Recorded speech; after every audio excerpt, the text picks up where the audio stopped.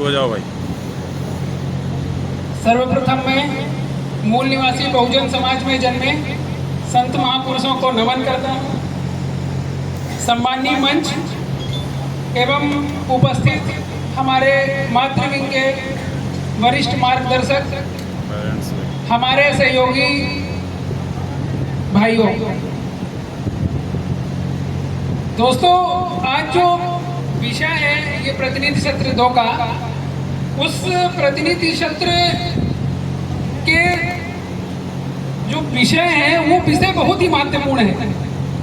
अब विषय है लक्ष्य प्राप्ति के लिए कार्यकर्ताओं का सुसंगत आचरण, व्यवहार, स्व अवलोकन तथा सामूहिक संकल्प।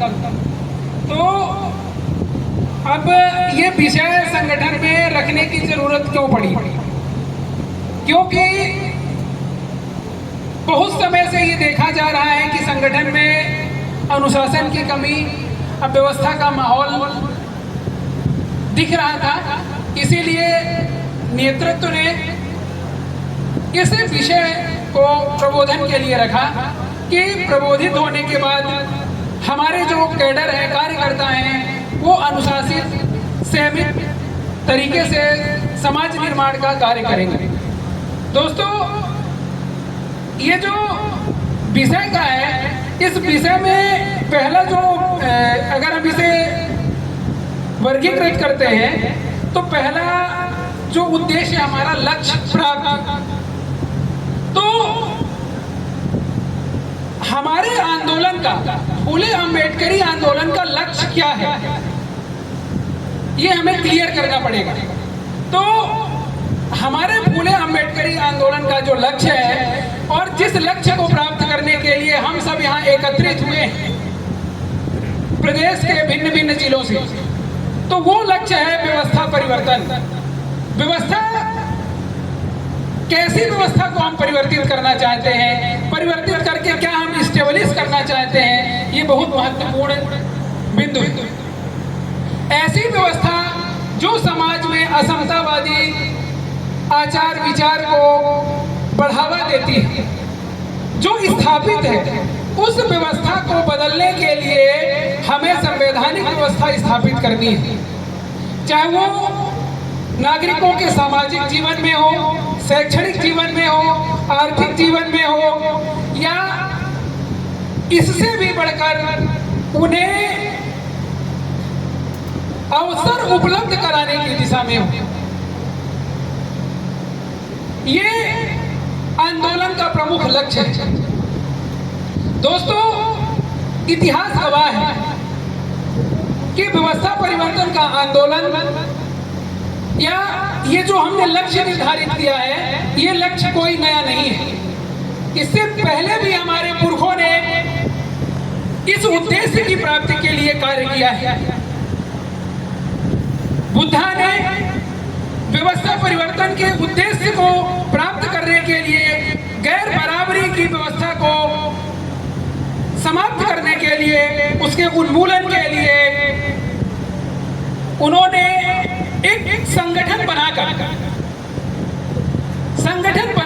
अनुशासित जीवन जीकर समाज को अनुशासन सिखाकर सामाजिक परिवर्तन के लक्ष्य को हासिल किया था। इसी कड़ी में हमारे कई महापुरुष हुए, जिनमें कबीर, फूले, पेरियार, डॉक्टर अंबेडकर हैं। इन्होंने भी इसी उद्देश्य की प्राप्ति के लिए अपने आचरण को, अपने विचार को, अपने अध्ययन चिंतन को बेहतर से बेहतर बनाकर समाज में एक संदेश दिया और ऐसी व्यवस्था कायम की जिससे आज हमारे चेहरे पर चमक दमक दिखाई दे रही है। हो गए लोग, जनरेटर चलाएं भाई। हाँ पंडित जी चलिए। आवाज काफी है तेरी भाई, बोले जा। पीछे नहीं सुनाई देगा। पीछे वाले आगे आ जाए, खड़े हो जाए सामने। बहुत जगह हमारे पुरखे अपने आप में महान थे। वो महान क्यों थे? वो महान इसलिए थे क्योंकि उन्होंने अनुशासित जीवन जिया था। उनके अंदर मूल्य थे, सिद्धांत थे। उन्हीं सिद्धांतों के तहत समसामयिक समाज का नेतृत्व करके उन्होंने अपने आप को समाज में स्थापित किया था। दोस्तों, आज ये कैडर बेस्ड प्रोग्राम है और ये जो कैडर है इसको हम यूं समझें, इस समय बारिश का मौसम है और इस मौसम में आसमान बहुत ही साफ स्वच्छ दिखाई देता है। वो प्रदूषण विहीन है। उसी आसमान में कोई परिंदा, कोई पक्षी उड़ता है तो हम में से किसी का ध्यान नहीं जाता। लेकिन यदि उसी आसमान में 30, 40, 50 परिंदे एक साथ अनुशासन के साथ उड़ते हैं तो हम सरलता सहजता से उसको देखते हैं।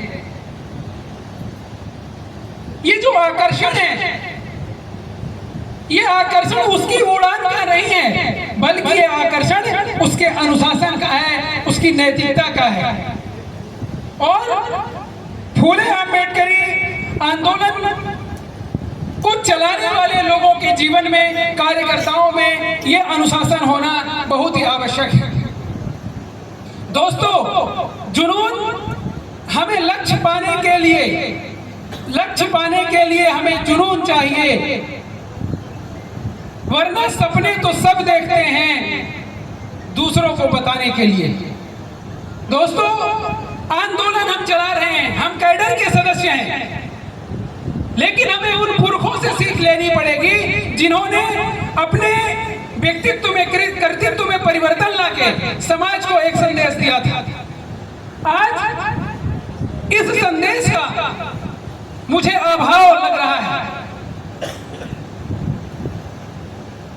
और इस अभाव को हमें स्वयं के मूल्यांकन के तहत हमें विश्लेषण करना पड़ेगा और हमें समझना पड़ेगा। ये भी जिम्मेदारी हमारी है। दोस्तों, ये जो सामाजिक परिवर्तन का लक्ष्य है, व्यवस्था परिवर्तन का लक्ष्य है, इसके कुछ मूल्य हैं। मूल्य है उसके समता, स्वतंत्रता, बंधुता और न्याय। इन मूल्यों के बगैर हम व्यवस्था परिवर्तन की प्रस्थापना नहीं कर सकते, लक्ष्य को नहीं प्राप्त कर सकते। इसीलिए समाज के लोगों का और फूले अम्बेडकरी आंदोलन के कार्यकर्ताओं का नैतिक होना बहुत आवश्यक है। दुर्गुणों के साथ हम समाज में परिवर्तन नहीं ला सकते। इसलिए बुद्ध ने हमें सील का सिद्धांत दिया। उन्होंने जो पंचशील बनाया था, उसी सील के आधार पर बहुजन समाज को एक संदेश दिया और उस संदेश को मानकर, समझकर बुद्ध ने व्यवस्था परिवर्तन के उद्देश्य को, लक्ष्य को हासिल कर पाए। दोस्तों, अब हम चलते हैं, ज्यादा समय नहीं लेंगे। कार्यकर्ताओं का सुसंगत आचरण एवं व्यवहार। हमारा जो चरित्र है वो मुख्यतः कुछ विशेष गुणों से मिलकर बना होता है। हमें उसको समझने की, उसको परखने की, उसको जांचने की जरूरत होती है। इस महत्वपूर्ण गुणों में सबसे महत्वपूर्ण है ईमानदारी, साहस, अनुशासन, आदर, निस्वार्थ भाव। ये जो हमारा चरित्र है, इन्हीं सब गुणों का मिला जुला रूप है। हमारा चरित्र हमारे विचारों से नहीं झलकता, बल्कि हमारा चरित्र हमारे कार्यों से, हमारे व्यवहार से, हमारे आचरण से झलकता है।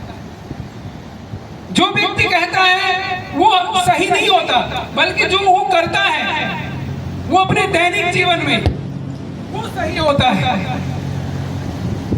दोस्तों, व्यक्ति की सोच मायने नहीं रखती, व्यक्ति के कार्य मायने रखते हैं। जैसे एक खूबसूरत बागान है और वो खूबसूरत बागान की सुरक्षा के लिए उस बाग में एक माली होता है।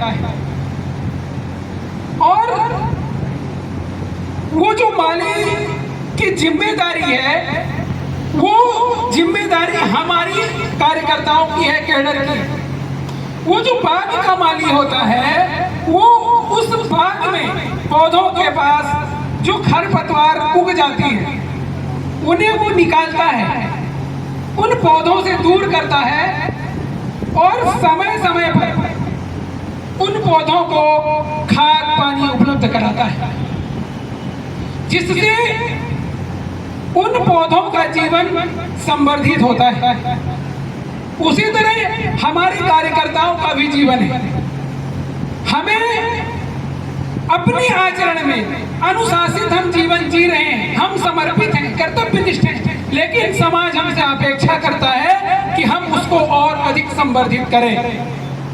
और मुझे ये महसूस हो रहा है और हम ये अपेक्षा करते हैं कि हम जिनसे मार्गदर्शित हो रहे हैं, जिनसे प्रभावित हो रहे थे, उनसे और बेहतर की उम्मीद करते हैं।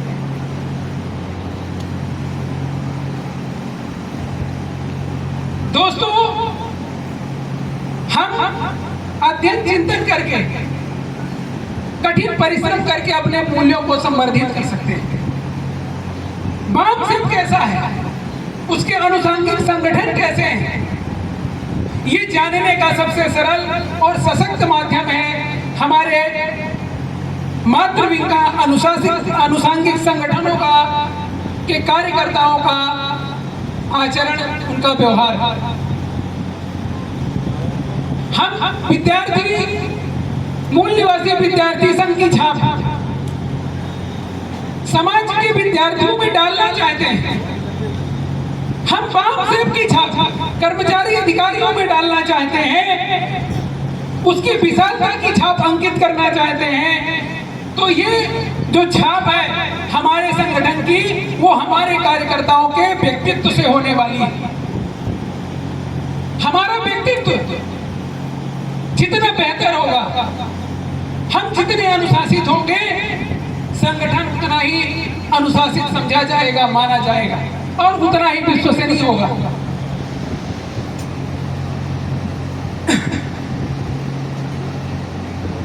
हमारे जो कार्यकर्ता हैं, उनका जो चरित्र है, वो चरित्र उन कार्यकर्ताओं के चरित्र से हमारे संगठन के चरित्र का मूल्यांकन होने वाला है। दोस्तों, इसलिए संगठन का बुनियादी आधार हमारे पदाधिकारी और हमारे कार्यकर्ता हैं, और उनके जो सिद्धांत और मूल्य हैं, उन सब में ईमानदारी सर्वोपरि है। दोस्तों, ईमानदारी एक ऐसा गुण है, ईमानदारी मानव में अंतर्निहित गुण है, ये हम कहीं से खरीद नहीं सकते, इसे हमें खुद ही संवर्धित करना पड़ता है।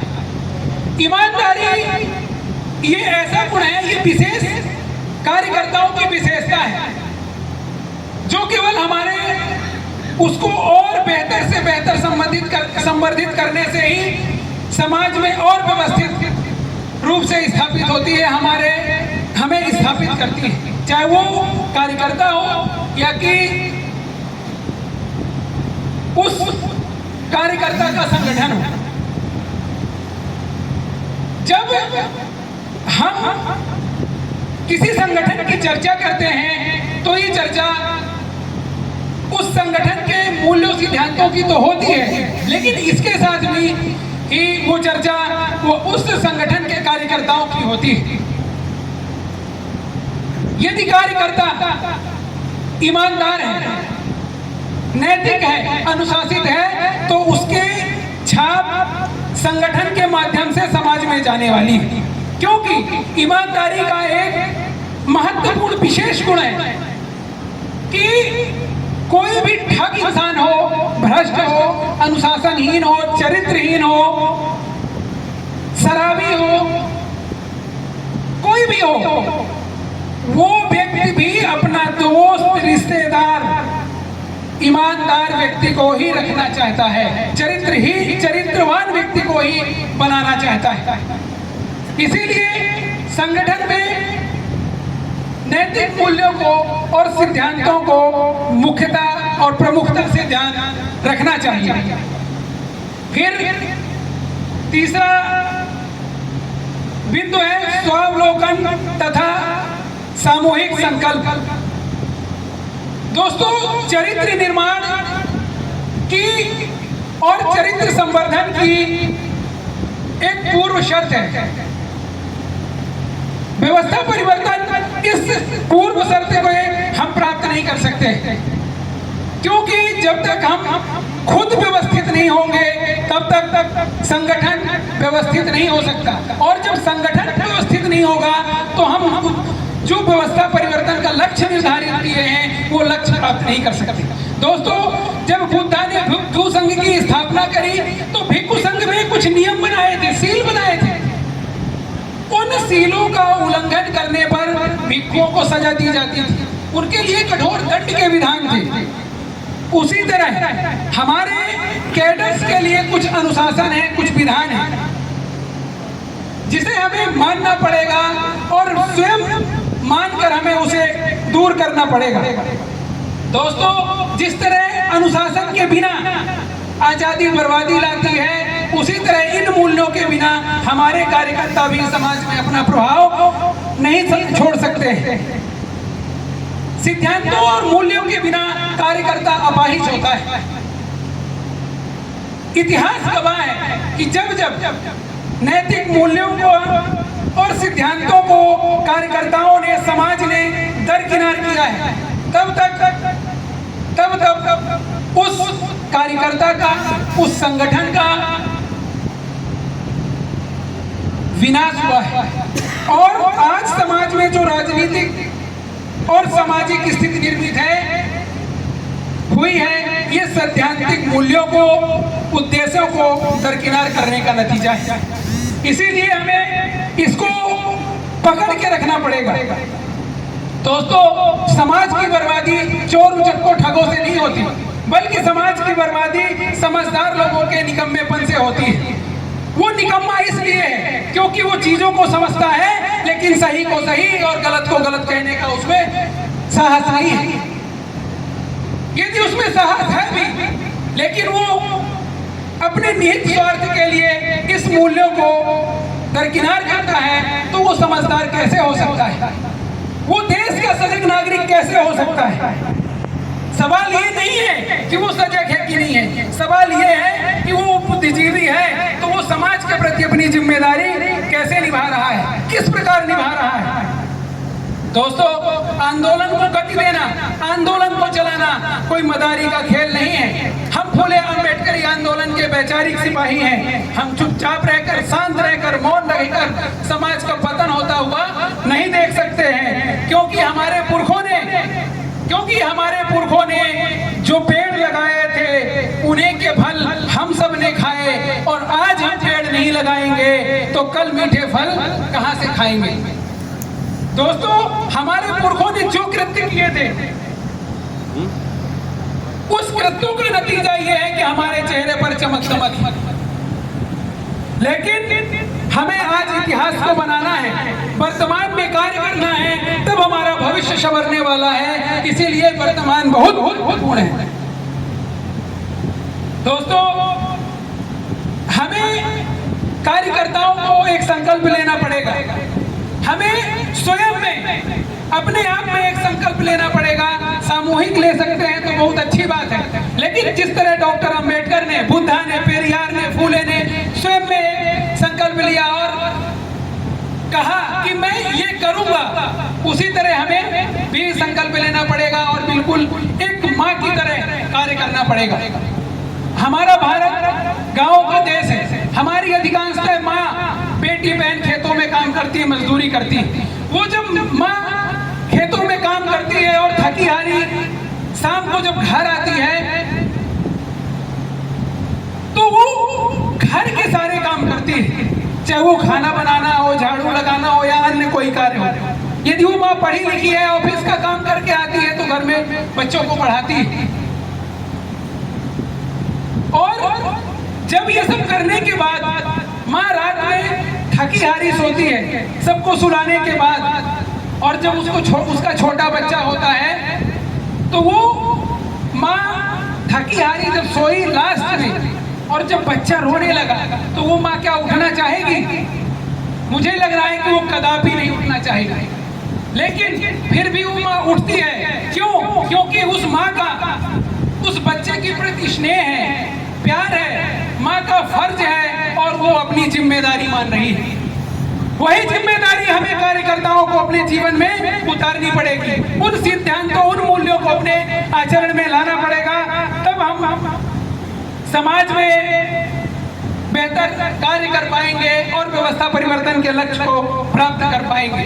दोस्तों, हमें उन लोगों को बेनकाब करना पड़ेगा जो अनुशासनहीन है, चरित्रहीन है, जो व्यक्तिवादी, जातिवादी जीवन जी रहे हैं।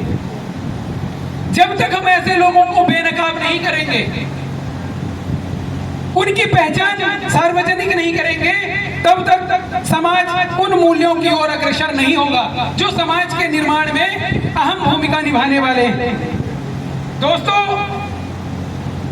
हमारा भविष्य हमारे वर्तमान पर निर्भर करता है, इसीलिए हमें उन अनैतिक चीजों के खिलाफ बोलना पड़ेगा, नैतिकता को संवर्धित करना पड़ेगा। जाने से पहले जुल्म के खिलाफ लब खोलेगा कौन? जुल्म के खिलाफ लब खोलेगा कौन? हम चुप रहेंगे तो बोलेगा कौन? यदि हम मान सम्मान से जीना चाहते हैं तो हमें घर में ही, अपने आप में ही अम्बेडकर फूले बनना पड़ेगा। दोस्तों, जय भीम, जय मूल्यवासी।